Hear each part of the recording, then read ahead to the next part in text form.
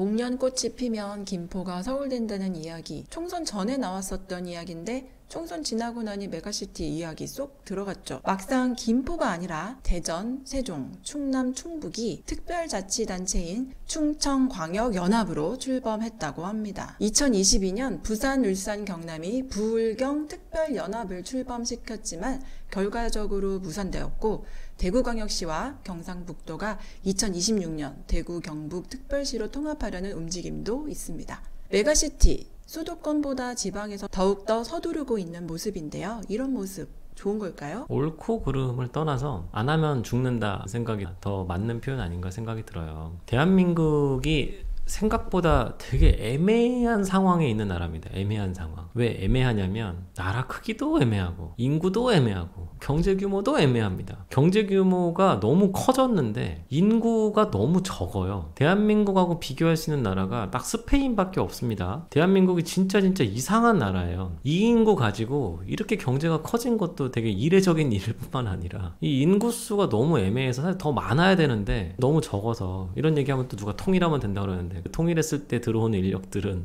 우리가 원치 않는 인력들이니까 쓸 짝이 없다고 보시면 되고, 지금 여기서 어떻게 돼야 되냐를 생각해보면 매우 효율적으로 가지 않으면 이렇게 뭔가 커져 있는 상황을 유지하기가 매우 어렵다, 이런 생각이 드셔야 됩니다. 무슨 얘기냐면 흩어져 있는 사람들까지 다 긁어 모아가지고 최대한 이 시스템이 돌아갈 수 있도록 사람들을 다 모아놓지 않으면 이제 매우 힘들어졌어요. 특히나 젊은 사람들이 부족해지고 나이 드신 분들이 더 많아지다 보니까 우리가 생각하는 10대, 20대 뿐만 아니라 적어도 한 3, 40대들까지도 특정 도시에 다 갖다 묶어놔야 돼요. 그래야 이게 돌아가지, 여기도 좀 살고 여기도 조금 살고 이렇게 되는 거 가지고는 앞으로 매우 어렵습니다. 그러다 보니까 제일 먼저 움직인 데가 어디겠어요?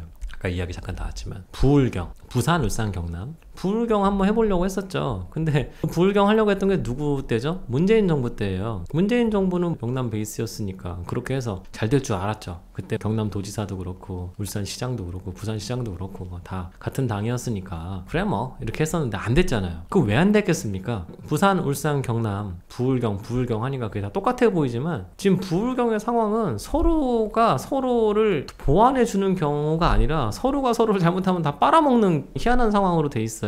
제가 이 얘기도 자주 하는데, 울산이 만약에 부산하고 통합이 되면 울산은 좋은 점이 있겠습니까? 울산은 좋은 점이 하나도 없습니다. 울산시는 아마 알았을 거예요. 그렇기 때문에 이 부울경 통합에 있어서도 울산이 가장 반대가 심했어요. 이거 우리가 무슨 득이 있냐? 맞죠? 득이 하나도 없어요. 그러다 보니까 깨지게 돼 있는 거죠. 울산이 돈은 다 벌잖아요. 울산이 돈은 다 버는데 사람들은 울산에 살기 싫어질 거란 말이에요. 왜냐면 바로 옆에 해운대니까. 그러면 사람은 다 뺏기고 공장만 남으면 결국 울산은 공장지대만 남고 사람들은 부산 가서 사는 이런 일이 벌어질 거 아니겠어요. 제가 과도하게 말한다고 자꾸 하시는 분들이 있는데 불가능한 이야기를 말씀드리는 것도 아닙니다. 그러니까 통합이 어려운 겁니다. 심시티를 했을 때 도시를 이만하게 땅이 주어졌다 그러면 중간에 이만큼 비우고 여기는 다 공장, 여기는 다 상업지역, 여기는 주거지역 이렇게 쪼개놓고 보면은 공장지역 완전히 공장만 있는 거잖아요. 이렇게 될 가능성이 높아지면은 매우 곤란해지는 거죠. 그럼 그때 경상도는 왜 또 찬성을 했냐? 지금보단 부산에 들어오는 게 나은 것 같은 거죠. 하나가 되는 게 더 나은 것 같은 거죠. 그래서 이런 식의 결론들이 다 생각들이 동상이몽중이다. 그래서 매우 어려운데 안 하면 안 된다. 이것도 다들 지금 또 깨달으신 것 같습니다. 안 하면 안 된다. 그래서 안 하면 안 된다를 깨달으신 데가 대구와 경상북도인 것 같고, 여기서도 정치적인 노림수들은 서로 다른 것 같지만 일단 합쳐야 되겠다, 이런 생각은 다들 하고 있더라. 근데 굉장히 현실적으로 충청도가 속도를 많이 내더라에 있다고 생각을 하고 있습니다. 충청도는 좀 합칠 필요가 있어요. 제가 충청도 출신이어서 그런 얘기는 아니지만 충청도가 예전부터 영남과 호남 사이에 끼어서 전혀 존재감이 없고 존재감이 없다 보니까 그냥 사람들이 놀려먹는 대로만 사용하고, 요즘에 드라마에서는 영남 사투리도 안 쓰고 호남 사투리도 안 쓰고 다 충청도 사투리 쓴다면서요. 그래야 사람들이 이거 우리 지역 놀리는 거 아니야? 이런 얘기도 안 해서 그래서 충청도 사투리를 더 많이 쓴대요. 제 홈모노 충청도 사람이 봤을 때 도대체 저건 어느 나라 말인가 싶을 정도로 중국 사람 한국말 하는 것 같은 사투리를 다들 쓰고 있거든요. 아무튼 충청도에서 이런 일이 벌어지고 있다는 것들은 상당히 인상적입니다. 왜냐면 충청남도가 생각보다 인구가 많아졌거든요. 옛날보다 인구가 굉장히 많아졌습니다. 특히 어디에 많아졌느냐? 천안, 아산, 이렇게 수도권 언저리들이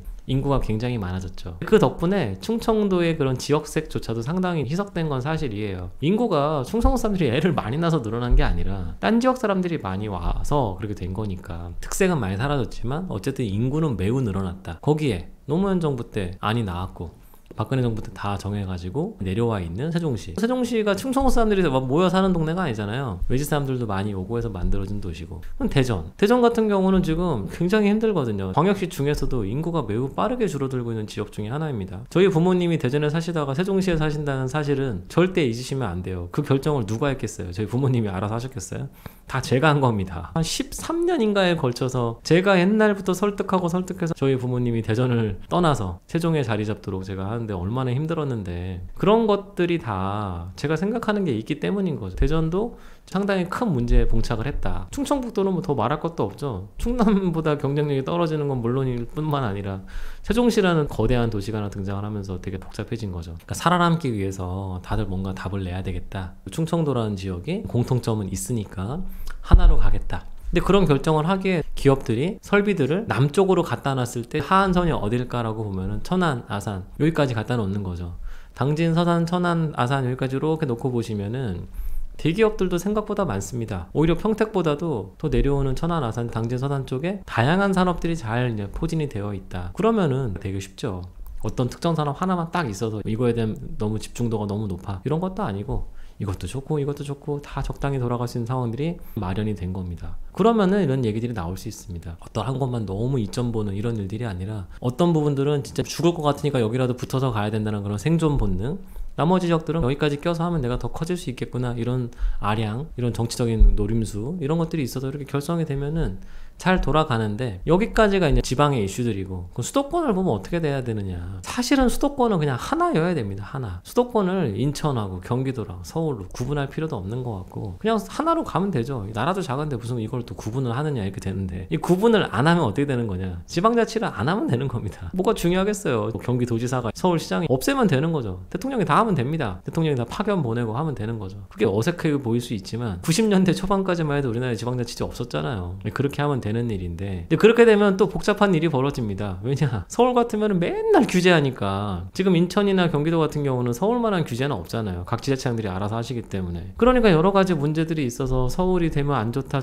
얘기들도 나오고, 아까 목련꽃이 피면 서울 되겠다고 했지만 그 목련꽃이 2025년인지 2278년인지는 아무도 몰랐던 거죠. 그 말 하신 분도 사퇴하고 도망가셨어요. 이런 것들을 보고 있자면 어떻게 되는 건가 궁금하지만, 저희가 얼마 전에 2029년도에 시멘트 관련된 낙스 질소산화물 규제 강화된다고 말하는 것보다 훨씬 더 앞에 있는 지금 또 공포는 무엇이냐. 2026년부터 쓰레기 어떻게 버릴 거냐는 문제를 아직도 아무도 못 풀고 있는데, 저는 이번에 정치적인 변화가 있어서 2025년에 지금 선거를 한 해 만에 엄청난 변수가 있지만 이 서울시 쓰레기 문제를 못 풀면은 미래는 굉장히 불투명하다 보고 있습니다. 이 쓰레기장 문제, 서울시 쓰레기를 갖다 버릴 데가 없거든요. 쓰레기 버릴 데 없으면 뭐 한강에다 갖다 부을 거예요? 그것도 아니고 매우 곤란한 상황이 있었기 때문에 김포를 서울에 편입시키고, 김포 편입시키는 과정에서 다른 곳들도 하겠다고 그러면 받아들여 주겠다고 했던 그런 메가시티 이슈가 내년도에는 정말 공론화될 수밖에 없는 상황 아닐까라고 생각이 되고, 그때 더불어민주당에서 뭐라 그랬어요? 야합이라고 그랬잖아요. 사람들 서울 시켜준다는 사탕발림으로 꼬시지 말라고 했었는데, 지자체장들 중에 몇몇은 되게 반대했고 주민들은 엄청나게 찬성했다는 이런 것들도 잘 보시면 이제는 그런 지역 구분조차도 되게 무의미해졌구나, 이렇게 생각이 드셔야 됩니다. 시작할 때 말씀드렸던 부울경, 대구, 경북,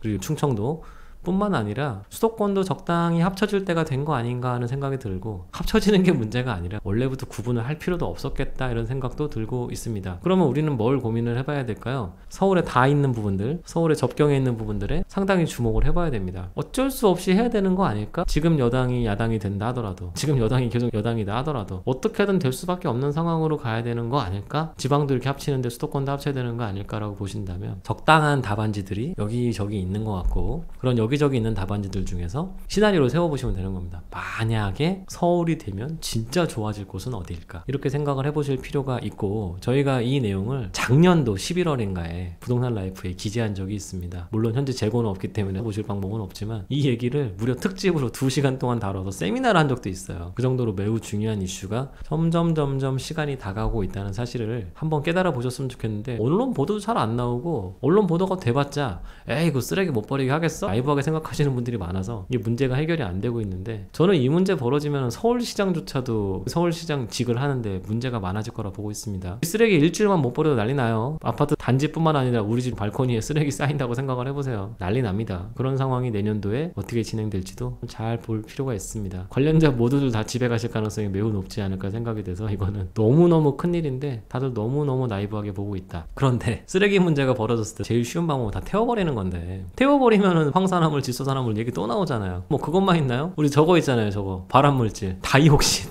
다이옥신. 뭐 이런 얘기 하면서 이래서 못한다 저래서 못한다 하고 있는데 지금 정말 큰일이거든요. 큰일. 뭐 쓸데없는 얘기들, 뭐 허황된 얘기 있잖아요. 대의명분, 뭐는 어떻게 돼야 되고 이건 이렇게 해야 되고 저렇게 해야 되는 게 문제가 아니라, 이거는 제가 자주 경험하는데요. 진짜 어디 지나가다가 매우 급할 때 차 세우고서 어디 수풀에 갔다 오시는 분들 많이 보는데, 그분들한테도 얘기하고 싶어요. 규칙 안 지키시면 안 되는 거 아닙니까? 이렇게 얘기하지만 그분들은 야 그렇다고 이런 얘기 하시잖아요. 그거랑 똑같은 거예요. 지금 우리 쓰레기 버릴 데 없으면은 어떻게든 해결해야 되는 거잖아요. 지금 대한민국은 이런 문제가 하나 두 개가 아닙니다. 명분론, 양반들처럼 성리학자들처럼 명분론 같은 거 다 집어 던지고, 지금 우리는 하나하나 현안을 해결해도 될까 말까한 지금 상황에, 매우 절박한 상황에 처해 있다는 점들, 저는 내년에 팝콘각 이런 얘기 할 만큼 한가하지가 않기 때문에 매우 심각하게 하나 둘씩 바라보고 있습니다.